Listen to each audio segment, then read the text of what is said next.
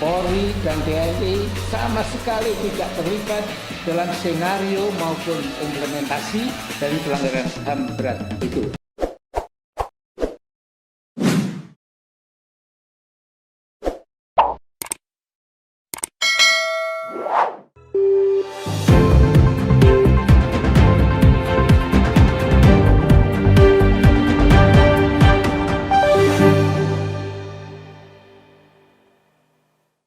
Assalamualaikum warahmatullahi wabarakatuh.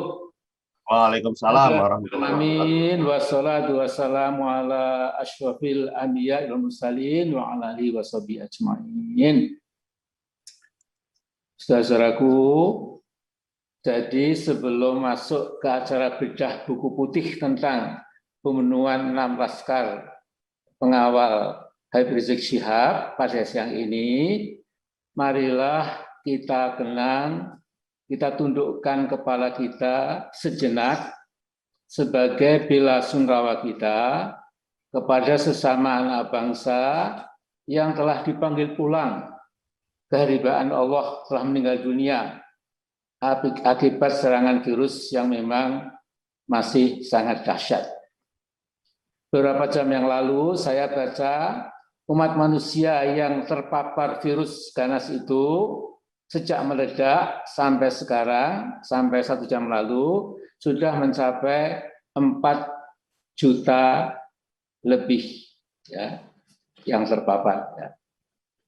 Nah kemudian,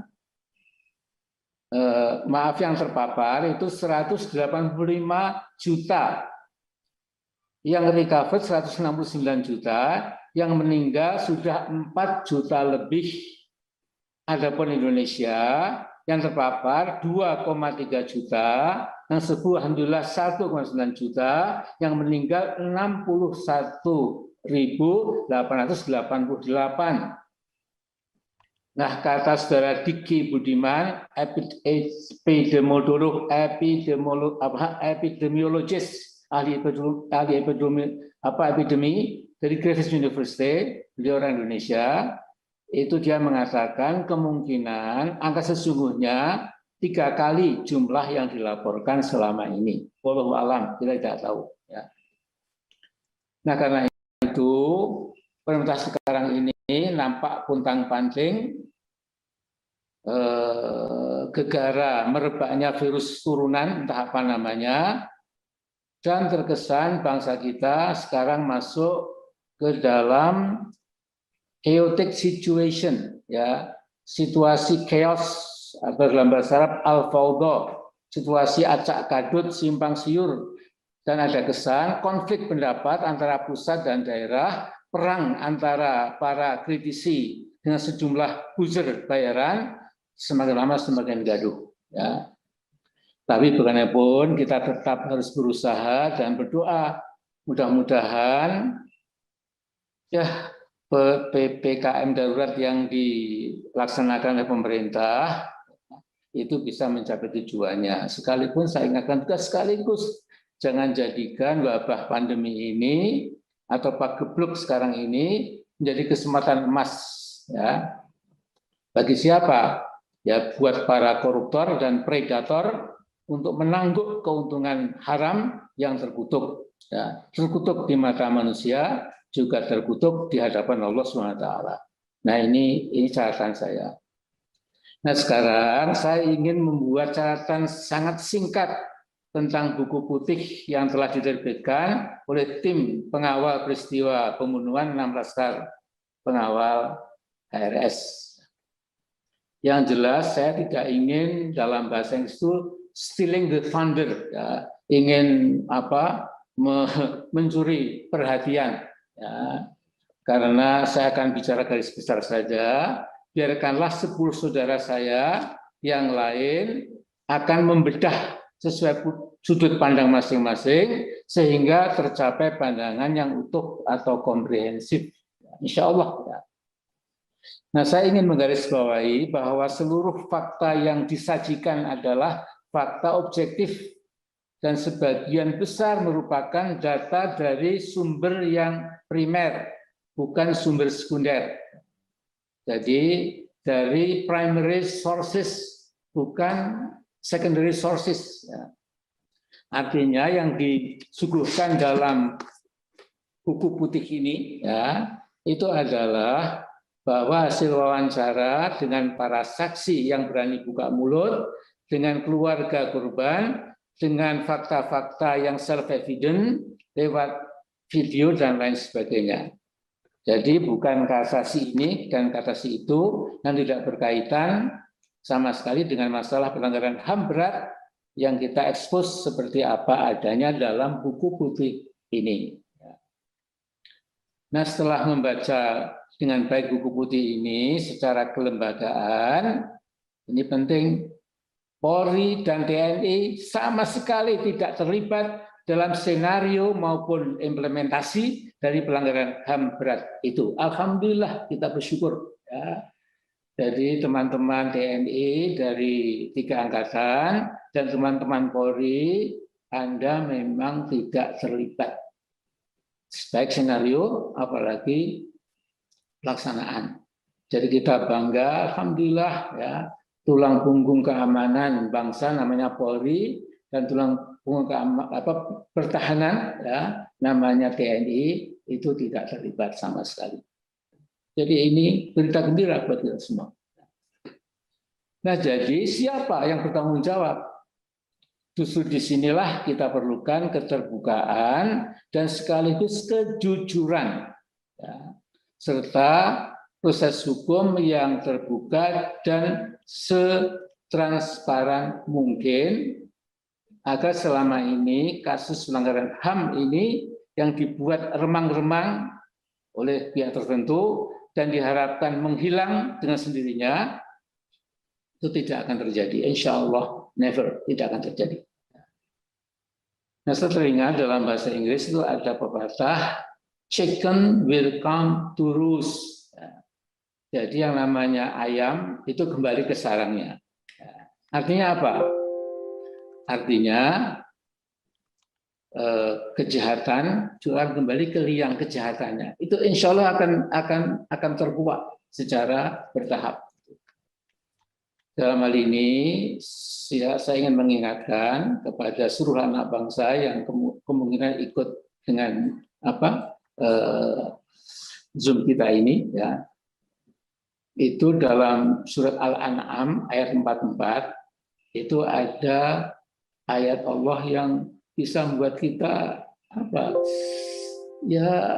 tergetarlah ya jiwa dan keimanan kita, ya, yaitu berbunyi falamma nasu ma dzukiru fatahna alaihim abwaaba kulli syai' hatta idza farihu bima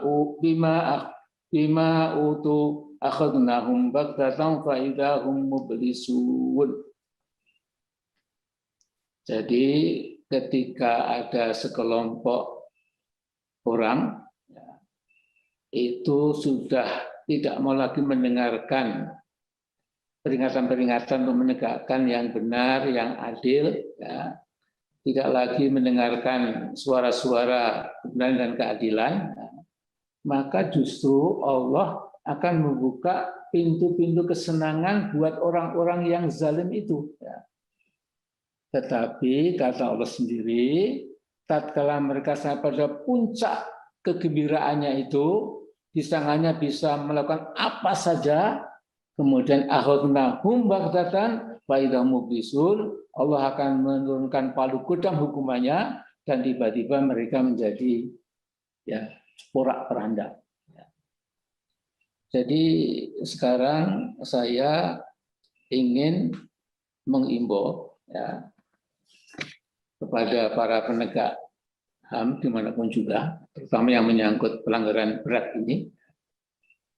Karena nanti kalau setelah buku putih ini, ya ternyata pemerintah tetap saja tidak mendengarkan, bahkan mungkin berusaha untuk melakukan pembalikan fakta, apalagi kemudian mungkin saja mengejar-ngejar, mengancam, siapa tahu bahkan keselamatan kita ini bisa jadi terancam, ya. Tapi buat kita itu kita tidak usah kecil hati. Saya baca di surat Ali Imran ayat 20, ya. Al-Maidah ayat 4 dan 99, Ar-Ra'd ayat 40, surat An-Nahl ayat 35 dan 82, surat An-Nur ayat 454, surat Al-Ankabut ayat 18, surat Yasin ayat 17, surat Asy-Syura 48, surat Taghabun ayat 12. Itu jelas sekali dikatakan di berbagai ayat itu bahwa para rasul yang dilengkapi dengan wahyu dan kesempurnaan integritas pribadi para rasul yang sempurna itu, tugas para rasul itu hanya menyampaikan, ya, tidak memaksa. Ya. Apakah itu Nabi Nuh, Nabi Ibrahim, Nabi Musa, Nabi Isa alaihissalam, dan Nabi Muhammad SAW, ini panutan kita.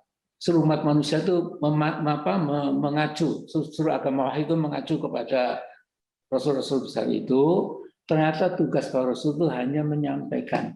Nah, sesungguhnya dengan keluarnya buku putih ini yang akan kita sampaikan seluruh lembaga penting negara, dan juga kepada semua yang berminat, ya, kepada para wartawan, para penggiat medsos dan lain-lain. Ya. Tugas kita sudah selesai. Ya. Nanti akan mengambil alih itu Allah. Jangan khawatir. Ya. Nah, jadi saya ingatkan, ya, pada pemerintah sekarang ini, tolong masih belum terlambat. Ya. Karena skenario apapun yang dibuat manusia itu di depan Allah itu hanya remeh-temeh kecil. Ya. Maaf saya agak emosi sedikit ya, tapi emosi saya ini karena saya memang betul-betul intens prihatin dengan keadaan bangsa kita sekarang ini. Nah, jadi nanti biarkanlah Pak Marwan mengatakan lebih jelas lagi. Kemudian 10 saudara kita sesuai dengan keahlian masing-masing membedah buku putih ini. Kemudian arah berikutnya bagaimana, kita akan perlu berunding lagi. Tapi yang paling pahit pun kita sudah akan tanggung. Ya. Andai kata misalnya ini dianggap angin lalu, ya alhamdulillah Allah pasti akan ambil alih. Itu keyakinan kami semua. Saya kira hanya itu dulu. Biar tidak mencita waktu terlalu banyak. Assalamualaikum warahmatullahi wabarakatuh.